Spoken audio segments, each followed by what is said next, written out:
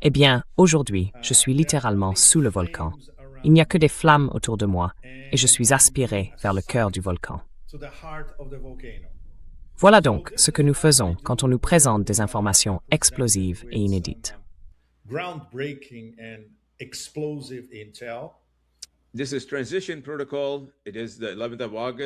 Voici Transition Protocol. Nous sommes le 11 août. Les plaques tectoniques sous le volcan continuent de bouger, envoyant beaucoup de fumée et d'air très chaud dans l'atmosphère. Et nous avons travaillé d'arrache-pied pour recueillir tout cela, au plus profond des salles où se prennent les décisions, avec des sources très solides et en vérifiant dans la mesure de nos capacités. Et nous pensons que ce que nous vous présentons est aussi proche de la réalité que possible. Avec moi, mon cher ami et collègue, analyste géopolitique de réputation mondiale. Vous l'aimez, vous l'adorez, Pepe Escobar.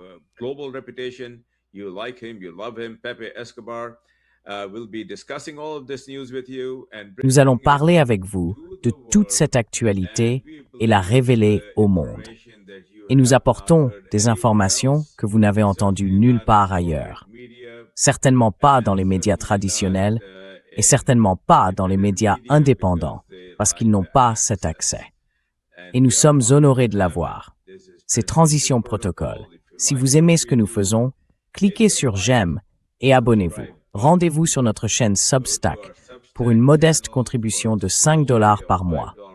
2 fois par semaine, nous vous livrerons des informations de cette qualité directement dans votre boîte mail. Pepe, allez-y, s'il vous plaît. Éclairez-nous, ainsi que l'audience mondiale, sur cette information de dernière minute à laquelle nous avons le privilège d'avoir accès.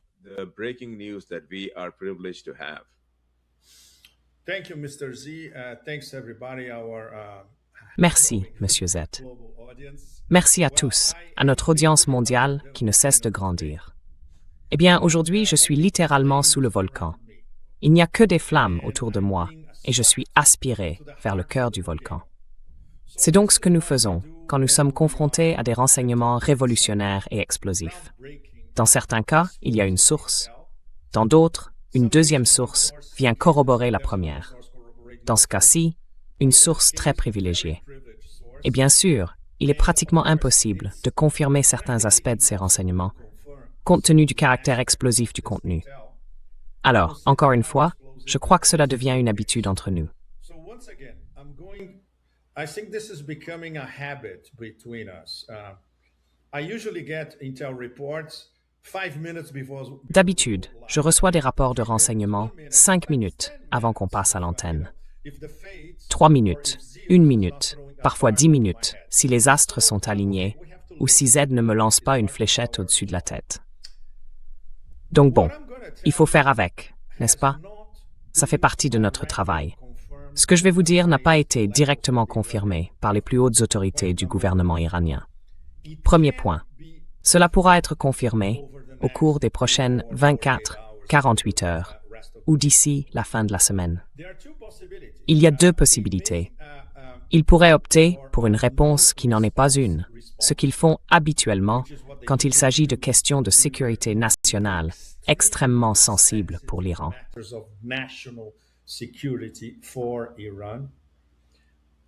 Ou alors, ils peuvent toujours dire « c'est pas vrai ».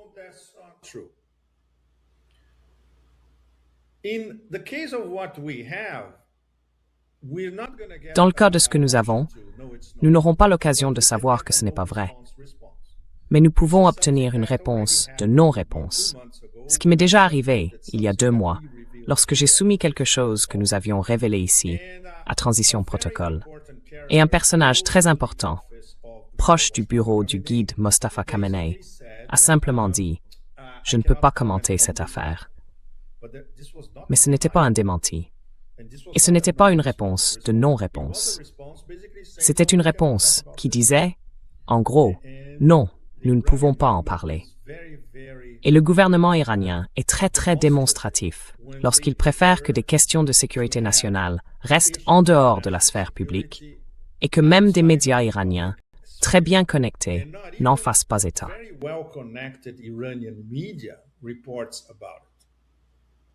This may be the case considering parts of the intel that we Cela peut être le cas au vu de certains éléments de renseignement que nous avons reçus.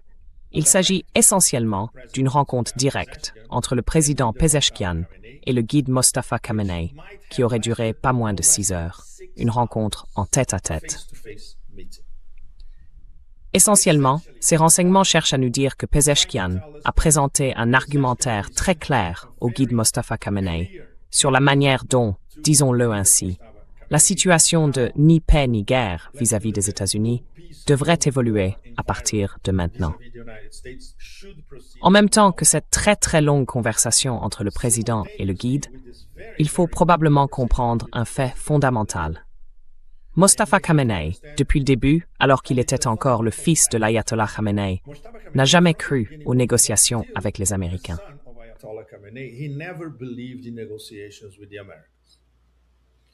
In the, let's say, the period that he was Disons que, pendant la période où il était le nouveau guide suprême invisible, il envoyait essentiellement quelques messages.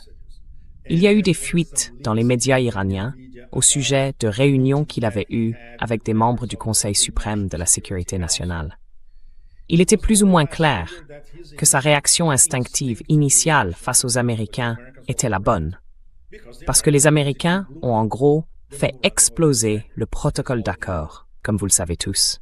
Nous avons suivi cette histoire ici, sur Transition Protocol, dans le détail, tout comme beaucoup de nos collègues sur Internet, et pas seulement sur Internet. Mais maintenant, il va devoir y avoir un remaniement au sommet du gouvernement iranien, parce qu'ils entrent dans une nouvelle phase. arrangement at the top of the Iranian government because they are entering a new phase.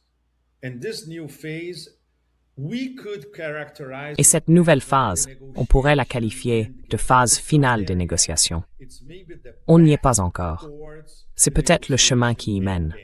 Mais pour cela, le gouvernement iranien dans son ensemble doit être un partenaire de négociation très solide. Et c'est peut-être ce qui a été obtenu au cours des dernières 24 heures, même pas 24 heures, entre le guide, le président et d'autres personnes qui participent à cette négociation. Bien sûr, il faut inclure le ministre des Affaires étrangères, Arakchi, le président du Parlement, Ghalibaf, et bien entendu, tous les autres membres du Conseil suprême de sécurité nationale, dont le secrétaire est désormais, à partir de maintenant, une personnalité de tout premier plan, c'est le moins qu'on puisse dire, Mohsen Rezaei. towering figure, to say the least, Mohsen Rezaei. Mohsen Rezaei is a veteran of the Iran-Iraq war. Mohsen Rezaei est un vétéran de la guerre Iran-Irak. C'est un ancien commandant des gardiens de la Révolution et aujourd'hui, il est le principal conseiller militaire du guide Khamenei. C'est aussi, disons, l'organisateur clé de tout ce qui est discuté au Conseil suprême de sécurité nationale, dont, soit dit en passant, le président Pezeshkian est également membre. On a donc toute une série d'évolutions qui se produisent plus ou moins en même temps, même si elles sont toutes interconnectées. Et c'est ce qui rend pratiquement impossible pour les personnes qui ne comprennent pas comment fonctionne le système iranien de voir comment elles s'articulent entre elles et qui sont les principaux acteurs. How they connect to each other and who are the main characters and if there is a change Et s'il y a un changement de direction sur un sujet ou dans la procédure de prise de décision, il est très difficile pour quiconque en dehors du cercle dirigeant de comprendre ce qui se passe, surtout pour les étrangers. Nous avons donc maintenant une série de faits qui se recoupent. Un changement très important au Conseil suprême de sécurité nationale, où Mohsen Rezaei est désormais le grand patron, sans aucun concurrent. Il discute d'un mécanisme de réparation, ce qui va être une tâche sisyphéenne. L'administration Trump n'acceptera jamais de verser des réparations à l'Iran. The Trump administration will never agree to pay reparations to Iran, but this is presented on the table. And Mais cela est mis sur la table et fait partie, selon l'interprétation des Iraniens, du protocole d'accord. can detect the Nous pouvons percevoir, et c'est assez subjectif, certains éléments qui suggèrent que la stratégie de négociation actuellement suivie est plus flexible, parce qu'au plus haut niveau, ils ont non seulement trouvé un consensus, mais ils ont aussi plus ou moins compris et élaboré une nouvelle procédure pour la suite. Ils ont affiné leur stratégie au point de se dire « D'accord, voilà ce que nous voulons vraiment, voilà ce que nous présentons, et voilà comment nous allons agir pour que ces choses nous soient livrées. » Des résultats concrets.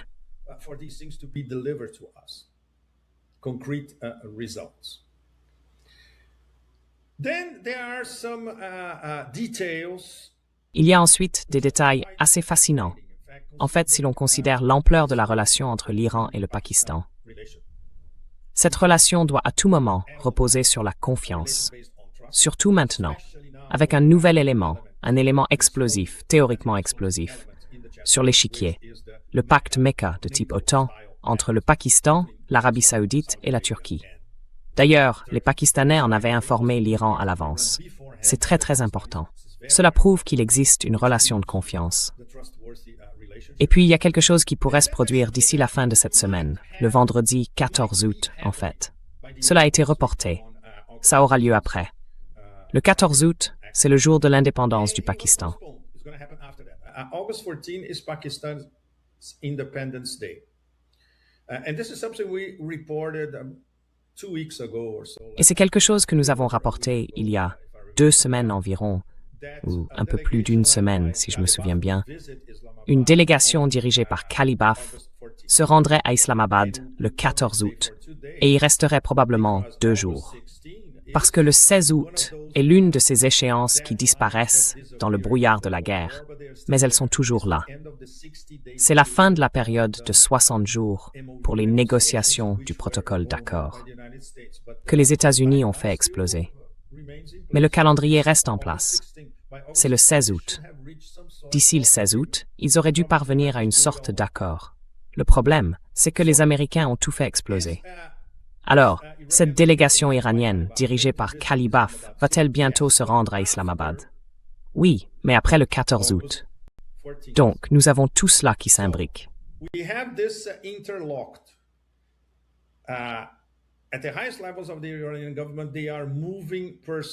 Au plus haut niveau du gouvernement iranien, il procède à des changements de personnel. Et cela se cristallise autour d'une position de négociation très solide, très déterminée, avec des acteurs très clairement identifiables. Parmi eux, on peut dire que le plus puissant, aujourd'hui, est sans doute Mohsen Rezaei. Et en fait, son expérience, comparée à celle de tous les autres, est d'un tout autre niveau. Et point très important, il entretient une excellente relation avec Mojtaba lui-même, parce qu'ils se parlent depuis des décennies. À l'époque où Mojtaba était le fils de l'ayatollah Khamenei, il était déjà le relais essentiel entre son père, qui ne pouvait pas suivre tous les dossiers en même temps, et les gardiens de la révolution. Le principal lien entre l'ayatollah Khamenei et les gardiens de la révolution, c'était son fils, Mojtaba Khamenei. Et l'un de ses principaux interlocuteurs a toujours été Mohsen Rezaei. C'est donc une relation de confiance très profonde.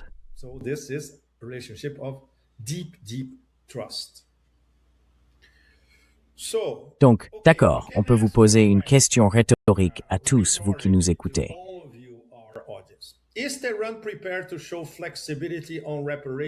Téhéran est-il prêt à faire preuve de souplesse sur les réparations et dans les négociations avec les Américains? Les Pakistanais et les Qataris, dans leurs conversations avec les Iraniens, disent ou suggèrent montrer un peu, juste un peu plus de souplesse à la persane, de manière très sophistiquée, comme seuls les Iraniens savent le faire. Et bien sûr, les Iraniens ont compris le message. Est-ce une sorte de mécanisme visant à pousser Trump à commettre quelques erreurs supplémentaires, en plus de celles qu'il commet habituellement? Non. C'est de bonne foi. Parce que, encore une fois, si l'on revient à cette possible conversation de 6 heures entre Pezeshkian et Mojtaba, Pezeshkian essayait de faire comprendre au guide « D'accord, donnons une chance de plus aux négociations, mais selon nos conditions. » Nous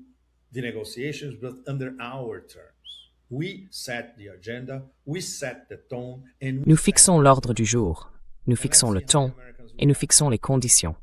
Voyons comment les Américains réagissent. Évidemment, Mojtaba ne pouvait pas dire non à une telle proposition. même s'il ne croit pas qu'il soit possible de négocier avec les Américains. Donc, l'une des conclusions que nous pouvons tirer de ces renseignements, c'est qu'à Téhéran, au plus haut niveau du gouvernement iranien, il ne s'agit plus seulement de négocier un accord ou de revenir aujourd'hui renégocier le protocole d'accord, car en réalité, la négociation elle-même n'a jamais commencé. Et cela suppose que les Américains soient disposés à commencer concrètement à respecter les engagements du protocole d'accord qu'ils ont signé.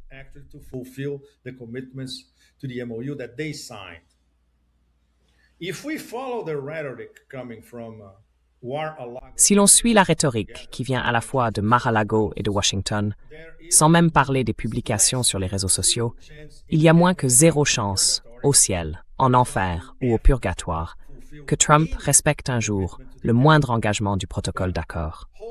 Mais l'espoir fait vivre, comme vous le savez tous. Et évidemment, les Iraniens sont peut-être relativement disposés à lui donner une nouvelle chance, tant qu'ils conservent leur stratégie. C'est le plus important. Et c'est à cela que nous devrons tous prêter attention à partir de maintenant. Comment la stratégie de négociation de Téhéran va évoluer désormais? Sur le fond, vont-ils insister sur des points précis du protocole d'accord? Vont-ils arrêter de dire à Trump de se tenir correctement et simplement l'écouter?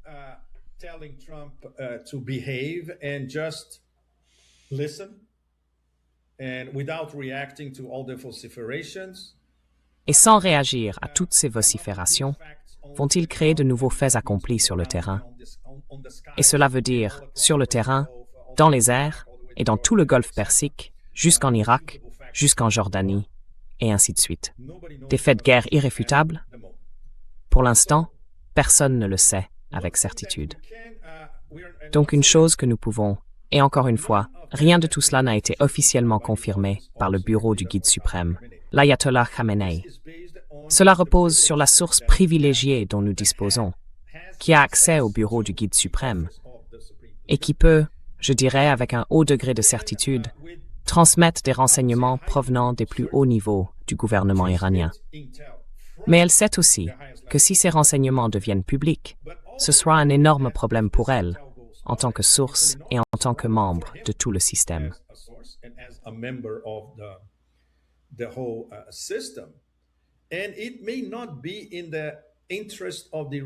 Et il n'est peut-être pas dans l'intérêt du gouvernement iranien que ces informations soient rendues publiques. Donc, ce que nous vous présentons, prenez-le comme un scénario possible, plausible, très solide, de ce qui pourrait se passer désormais, avec une stratégie iranienne consolidée qui pourrait être sensiblement différente de ce que nous avions jusqu'à présent. C'est une manière diplomatique de présenter ce que nous avons. Le fait que nous ayons ce nouveau commandement des gardiens de la Révolution, le fait qu'au moins 6 personnes occupent de nouvelles fonctions au plus haut niveau, le fait que l'appareil de commandement derrière les négociateurs semble très, très solide, tout cela nous indique que, oui, quelque chose de très important est en train de changer, tout en haut. Mais nous ne connaissons pas encore les répercussions.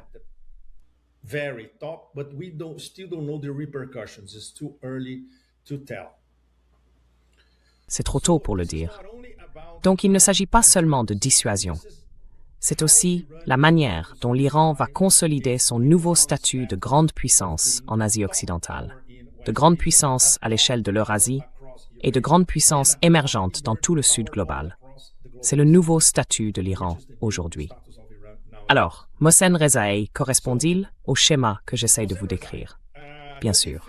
Car non seulement il est désormais secrétaire du Conseil suprême de sécurité nationale, avec un accès direct à tous les aspects, sans parler de ses rencontres en face à face avec Mojtaba, mais, et cela vient du guide Mostafa lui-même, il a un deuxième mandat. Il est le représentant personnel du guide suprême.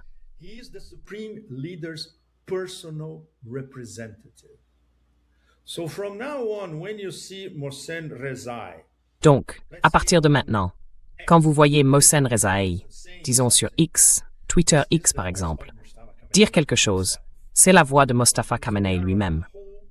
On est donc à un tout autre niveau en termes de respectabilité et d'autorité pour Mohsen Rezaei.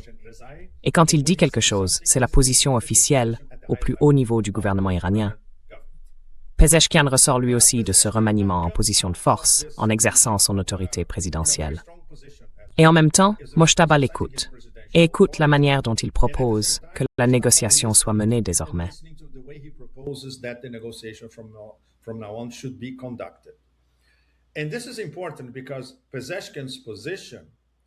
Et c'est important parce que la position de Pezeshkian n'est pas nécessairement, et je le dis de façon diplomatique, celle de la rue en Iran, qui est hostile à toute négociation avec les Américains.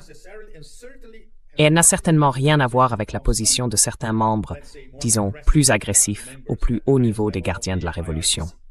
Alors, ces nouveaux gardiens de la Révolution, qu'est-ce que c'est? Eh bien, ce sont des gardiens de la Révolution nouvelle manière, dotés de l'autorité institutionnelle militaire pour faire littéralement tout ce qu'ils veulent faire, et directement autorisés par le guide suprême, par l'intermédiaire de Mohsen Rezaï, figure historique des gardiens de la Révolution. Donc, le commandement de la sécurité a été réorganisé. Security Command has been reorganized. Yes, the Security Command has already been reorganized. Oui, le commandement de la sécurité a déjà été réorganisé, avec la nomination de ces 6 personnalités très importantes. Il y a donc un élément qui me fascine particulièrement. Cette possible visite d'une délégation pakistanaise à Téhéran après le 14 août, et même après cette autre échéance qui demeure, le 16 août. Cela pourrait donc se produire, disons, au début de la semaine prochaine ou vers le milieu de la semaine prochaine, selon ce qui se passera lors de cette visite de Ghalibaf. Et bien sûr, il va parler à tout le monde, y compris à Mohsen Rezaï. Il est même possible que Ghalibaf rencontre le guide suprême lui-même. Pour l'instant, nous avons déjà une architecture qui est en train de se consolider.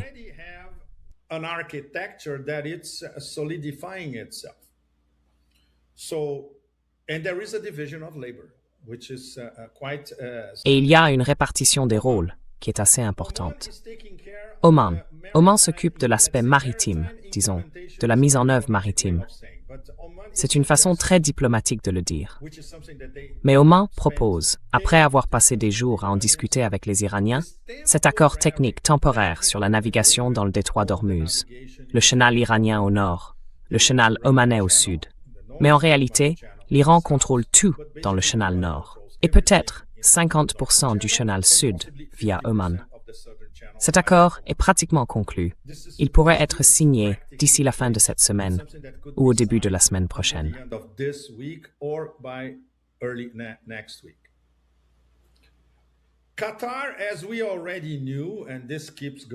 Le Qatar, comme on le savait déjà, et cela continue, eh bien, il soutient la diplomatie en coulisses. Cela signifie qu'il soutient en substance la diplomatie menée par Oman et le Pakistan. Et bien sûr, il devra superviser l'argent. Suivez l'argent s'il y en a qui accompagnent la diplomatie vers des comptes iraniens dans les prochains jours.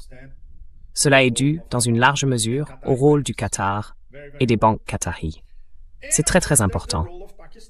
Et bien sûr, il y a le rôle du Pakistan, qui devient de plus en plus complexe jour après jour. Parce que les Pakistanais doivent traiter avec, littéralement, tout le monde et son voisin. Et surtout, son voisin, les Américains, les Iraniens, le Qatar, Oman, l'Arabie Saoudite, la Turquie, littéralement tout le monde.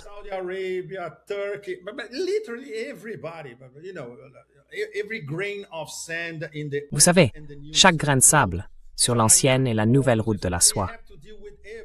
La Chine, évidemment, ils doivent s'occuper de tout. Je ne sais pas comment ils font. Personne ne sait comment ils font. Mais vous savez, chapeau pour le travail acharné qu'ils fournissent. Aucun doute là-dessus. Mais le Pakistan, il y a quelque chose d'assez intéressant qui mérite une analyse plus approfondie. Le ministre pakistanais de la Défense a dit quelque chose publiquement, ce qui représente une énorme responsabilité.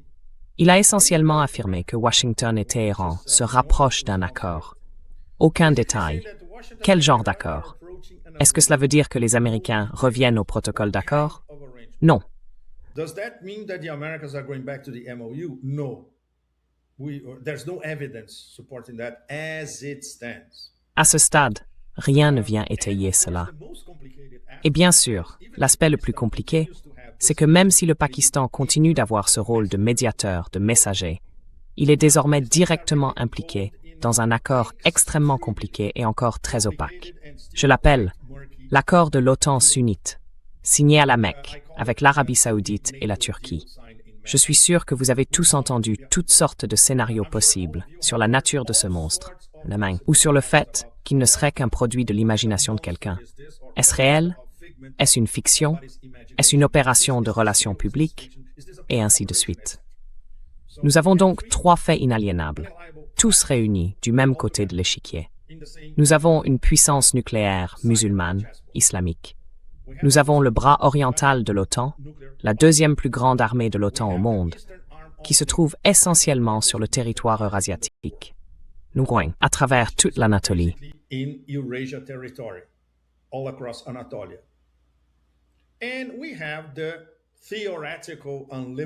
Et nous avons les fonds théoriquement illimités de l'Arabie saoudite. Mais peut-être qu'ils ne sont pas aussi illimités que beaucoup l'espèrent, ou parient qu'ils le sont. Donc si vous avez un pacte de type OTAN entre ces trois pays, là, les choses deviennent très sérieuses. Cela peut donc vouloir dire n'importe quoi. La version officielle, qui pour l'instant est restée assez minimaliste, c'est en fait comme s'ils avaient signé quelque chose et préféraient l'ignorer jusqu'ici. Personne ne fait le moindre effort pour l'expliquer. En fait, au monde arabe, au monde de l'OTAN, au Sud global, à tous ceux qui sont en Eurasie.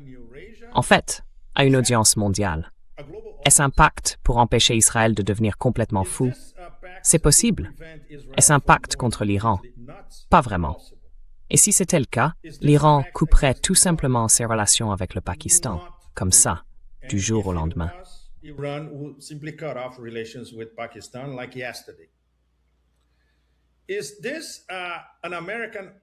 Est-ce une opération américaine de guerre psychologique contre l'axe de la résistance? C'est tout à fait possible. Mais si le Pakistan est impliqué, il doit faire très attention à ce dans quoi il s'engage. La Turquie, bon, il faut considérer que la Turquie joue toujours sur plusieurs tableaux. Si l'on tient compte des rêves néo-ottomans et du fait que l'ensemble, ou au moins 90% des classes dirigeantes turques sont atlantistes et pro-OTAN, elles ne sont pas pro-Eurasie. C'est quelque chose qu'on ne comprend qu'en passant du temps, encore et encore, à Istanbul et à Ankara. Est-ce un pacte pour sauver l'Arabie saoudite d'elle-même? J'aimerais croire que c'est également tout à fait possible. Mais imaginez Erdogan et Hassim Munir dire à MBS « Vous restez tranquille, vous ne dites rien, vous ne faites rien, et nous assumons la responsabilité. »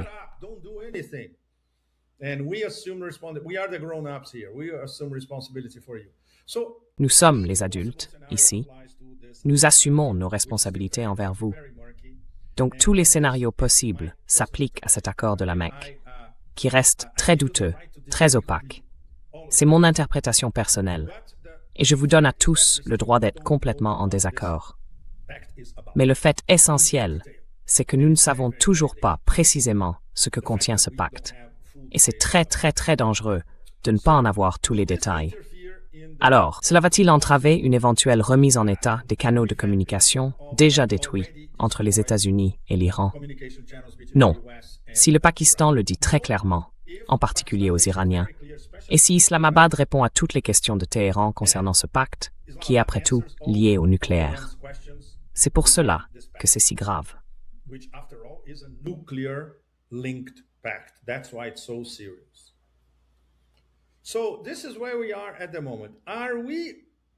Voilà où nous en sommes aujourd'hui. Entrons-nous dans une phase géopolitique plus ambiguë sur le plan stratégique, à l'échelle de tout l'échiquier? Sans aucun doute. Car nous ne connaissons pas vraiment les répercussions de tous ces changements lorsqu'ils s'imbriquent les uns dans les autres. Et ce que nous savons, c'est que la position iranienne est encore plus solide aujourd'hui qu'elle ne l'était il y a 24 ou 48 heures.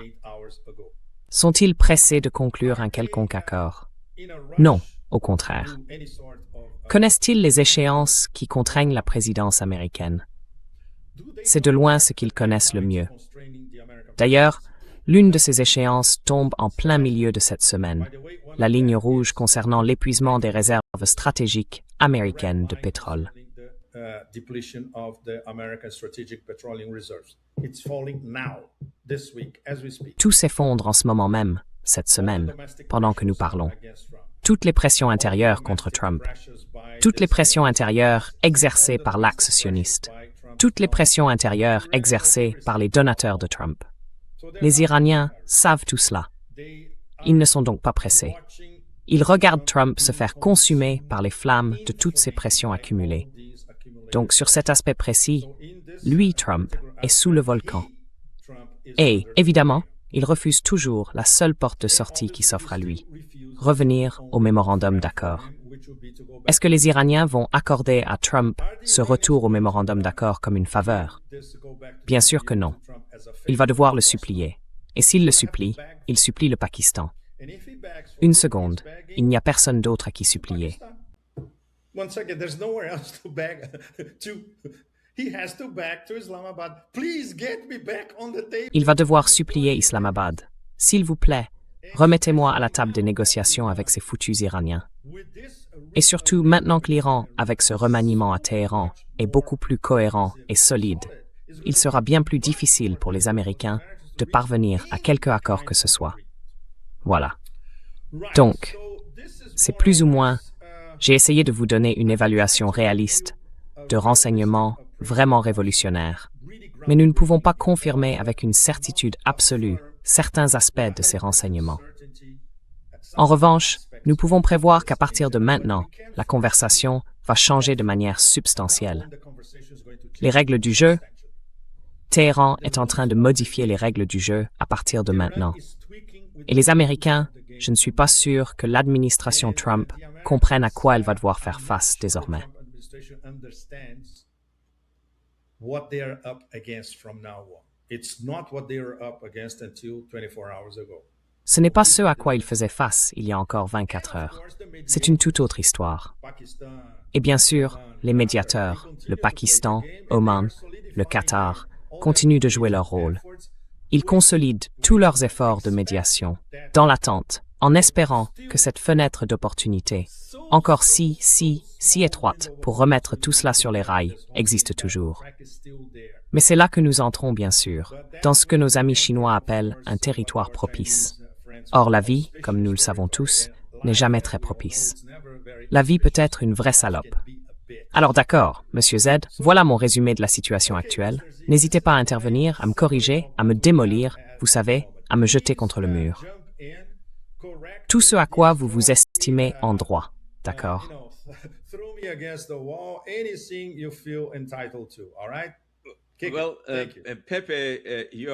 Eh bien, Pepe, tu es mon cher ami et collègue. Tu es l'un des fondateurs de cette grande chaîne qui est reconnue dans le monde entier comme une source de vérité, non maquillée par les médias d'entreprise, non maquillée par des intérêts particuliers. Et je suis profondément privilégié d'en faire partie. Et jamais, au grand jamais, je ne te sacrifierai pour quoi que ce soit. Au contraire, je te respecte énormément. De ce mat. Au pied du mur. Jamais je ne ferai ça. Mais quoi qu'il en soit, je vais vous donner mon interprétation, si vous me le permettez. Bien sûr. Oui. Et mon interprétation vient d'un autre endroit. Le public doit savoir que j'ai l'honneur de parler avec certaines des personnes présentes dans la salle. Nous l'avons dit à de nombreuses reprises.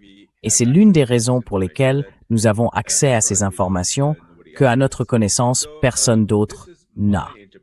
Donc, c'est mon interprétation.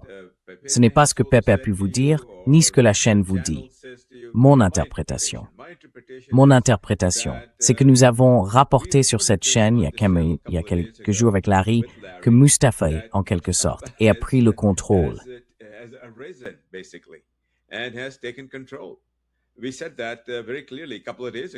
Nous l'avons dit très clairement il y a quelques jours, et nous envoyons des signes visibles partout. Grâce à nos sources, nous avons une visibilité sur ce qui se passe dans des lieux très sensibles en Iran. Nous ne pouvons pas vraiment vous dire exactement d'où viennent ces informations, mais nous pouvons vous le dire avec une grande confiance. Elles viennent de cercles très proche et très intime. Et nous le constatons chaque fois que nous rapportons cela. Nous avons annoncé que Mojtaba était de retour. Mojtaba est revenu. Nous avons annoncé que Mohsen Rezaei montait en puissance. Mohsen Rezaei a effectivement pris de l'importance et occupé une place très très significative.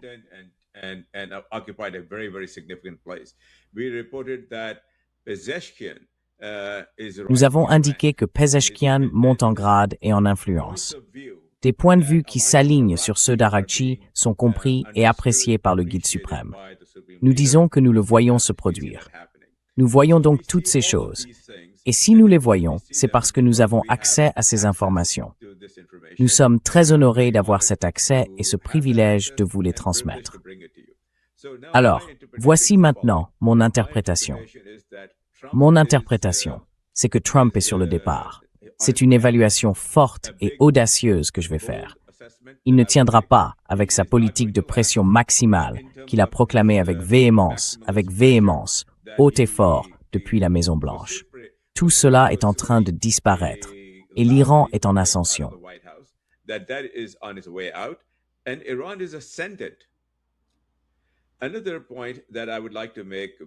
Un autre point que je voudrais exprimer très clairement, et peut-être pour la première fois devant un public mondial, un point que mon cher collègue n'a pas évoqué avec autant d'insistance parce qu'il est bien plus conservateur que moi, c'est que le Pakistan a délibérément adopté une position d'ambiguïté stratégique concernant son parapluie nucléaire, en l'étendant à la Turquie comme à l'Arabie saoudite. C'est quelque chose de très très important. C'est la première fois que cela se produit depuis que le Pakistan est devenu une puissance nucléaire. Le Pakistan s'était en fait activement abstenu d'étendre son parapluie nucléaire.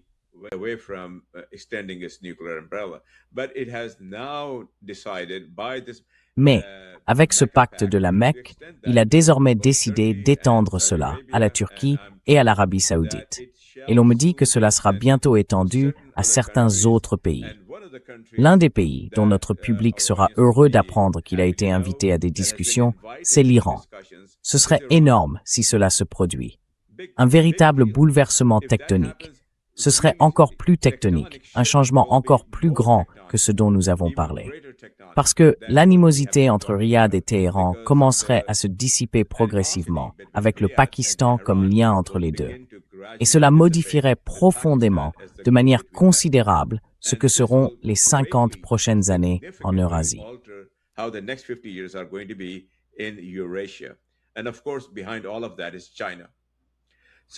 Et bien sûr, derrière tout ça, il y a la Chine. Je vois donc les choses se dérouler ainsi. À mes yeux, les États-Unis sont en train de quitter cette région. Je pense qu'un accord sera conclu dans la semaine à venir, un accord majeur. C'est une prédiction audacieuse et je veux bien prendre ce risque. Si je me trompe, je me trompe. Mais à ma connaissance, j'interprète correctement les signes. C'est dans cette direction que soufflent les vents.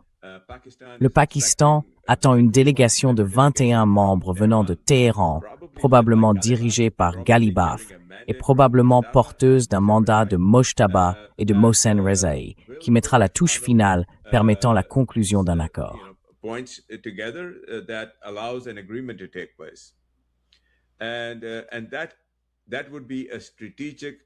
Et ce serait une défaite stratégique des États-Unis, une humiliation du petit enfant malfaisant que le monde sera heureux de voir à la Maison-Blanche, évidemment. Ce petit enfant malfaisant aura enfin été remis dans sa boîte, dans son petit bac à sable, vous savez, auquel il devrait être cantonné. Et cela se produit aux mains de l'Iran, avec le soutien du Pakistan. Un événement vraiment, vraiment extraordinaire. Et je suis heureux de dire que j'en vois les signes. Je suis heureux de dire que je suis convaincu que c'est un fait accompli, pas quelque chose qui est en cours de négociation, mais quelque chose qui a déjà été convenu et dont les derniers détails sont en train d'être finalisés. Et peut-être que dès la semaine prochaine, cela se produira. De grands, grands changements suivront peu après. Voilà mon analyse, Pepe.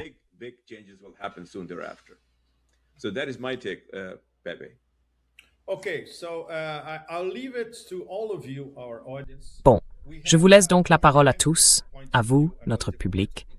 Nous avons des points de vue complémentaires, des angles d'analyse sur ce qui se passe actuellement. Donc nous vous laissons le débat. Écrivez-nous, commentez, etc. et continuez d'alimenter cette discussion. Demain, nous reviendrons tous les trois, Monsieur Z, Larry et moi. Ce sera une excellente occasion de revenir sur nombre de vos questions, depuis hier avec Larry, hier avec moi et aujourd'hui. Et demain, nous pourrons peut-être avoir une vision plus globale de la profondeur de cette réorganisation de tout l'échiquier. Voilà pour ma conclusion.